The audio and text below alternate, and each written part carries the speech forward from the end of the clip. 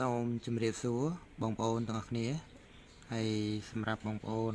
ដែលមានបញ្ហា Windows ផុតកំណត់ណាអញ្ចឹងសម្រាប់បងប្អូនដែលមានបញ្ហា Windows ផុតកំណត់បងប្អូនអាចទំនាក់ទំនងមកកាន់ពួកយើងបានណា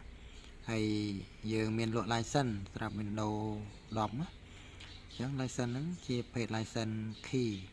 ហ្នឹងប្រើបានរហូតអញ្ចឹងអត់ផុតកំណត់ទេអញ្ចឹងបងប្អូនទិញទៅដាក់លើកុំព្យូទ័រមួយណាគឺប្រើបានរហូតនៅលើកុំព្យូទ័រមួយហ្នឹង